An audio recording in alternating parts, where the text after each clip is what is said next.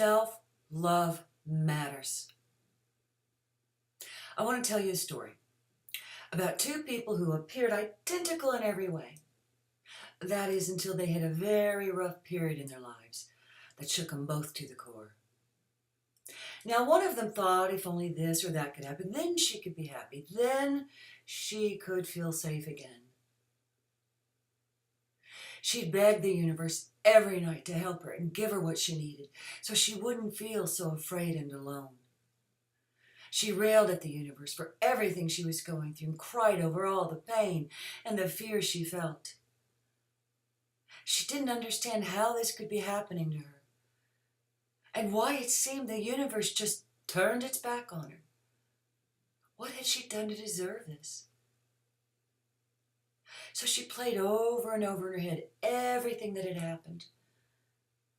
Then she would start to imagine what bad thing might happen next. She could see no way out. She just knew there was no solution. She knew it. So she pleaded with the universe to please make it all stop and just take the pain away. And when she was done, she would lie there, staring up at the ceiling, until finally she fell asleep. And when she woke up the next day and realized everything was the same as it was the day before, she felt afraid and alone and unloved once again. And the pleading and the begging and the crying started all over again as feelings of hopelessness would consume her throughout her day.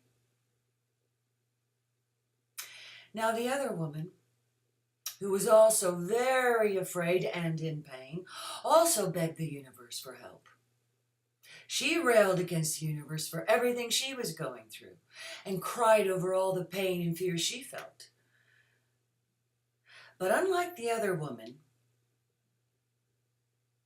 she didn't stop and go to sleep. Instead, she turned inward. And she began to imagine this part of herself that was so full of fear and in pain and crying and begging. And she began to talk to her and offer her comfort. She began to envision images of safety and security and love and surrounded this frightened part with these images. She pictured holding this fragile part of herself in a loving, warm embrace and reminding her that she was not alone and all would be well, for she was loved. She gave this part of herself whatever she needed to feel safe and cared for and reminded her that she mattered and would always have her by her side. And while she may not know how any of this was going to end, and even why it had happened, she assured this frightened part of herself that neither of them were alone, and that they had love always available to help them and guide them. And when she was done, she envisioned a warm blanket of love enveloping both of them as she fell asleep. And when she woke up the next day and realized everything was the same as it was the day before, unlike the other woman, she felt less afraid and less alone and more loved. And she knew she could handle any feelings that would arise because she knew where to go to reconnect to love and find peace. These two women were identical in every way, except for one main difference. One was rooted in self-love, and one was not. One believed that things had to be just so in her outer world before she could be happy and safe. While the other knew her sense of happiness and safety rested in her hands. While one felt hopeless against the challenges of life, the other knew where to go to replace hopelessness with hope. Self-love matters. We all come into this world fully equipped for the journey before us. Now, one had forgotten this truth and allowed her outer world to hold power over her, while the other one knew that no matter what was happening in her outer world, her power always resided within.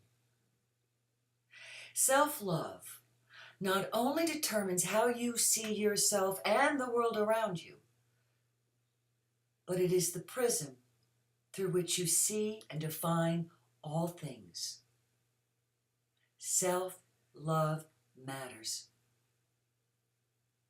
Now, the first woman, who was lacking in self-love, allowed her circumstances to further separate her from her power and her love.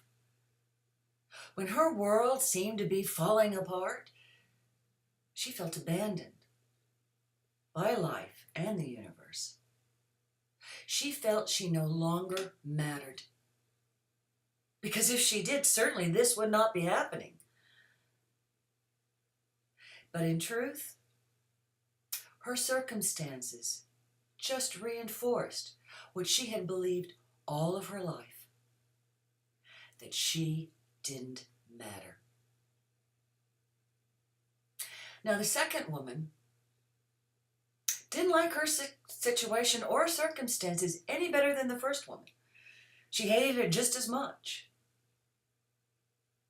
But the difference was, she didn't allow her circumstances to define her. She knew she mattered. She trusted herself to find the love and the comfort and the peace she needed to move through the challenge. She didn't wait to receive it from others. She didn't wait for her outside circumstances to suddenly change before she could receive it. She gave it to herself because she knew she needed it, because she knew she deserved it. And she knew she mattered because she had learned to treat herself, all of herself, with love. Self-love matters. If you're not living the life you want to live, look at your lack of self-love. If you feel like life is an uphill battle, look at your lack of self-love. If your constant companion are the negative and critical voices in your head, look at your lack of self-love. If you're consumed with fear and doubt, look at your lack of self-love. If you know you're a bully, look at your lack of self-love. And if you know you're a people pleaser, look at your lack of self-love. If you've given up on your dreams, look at your lack of self-love. And if you feel abandoned and forgotten by life, look at your lack of self-love. Self-love matters. Can you believe that? Can you believe that you matter? That you're deserving of your love? Take time and examine your relationship that you have with yourself. It is the most important, intimate relationship you will ever have. And check to see, are you your own best friend or your own worst critic? And how is that impacting your life? Self-love matters. And it's time we all wake up to this truth. We are all meant to love ourselves. It's our natural state. And I'll say it as clearly as I possibly can. Your authentic self, that everybody talks about wanting to be, your authentic self loves itself. Self-love matters. And so do you. Until next time, be the light the world needs, and stay in love for all.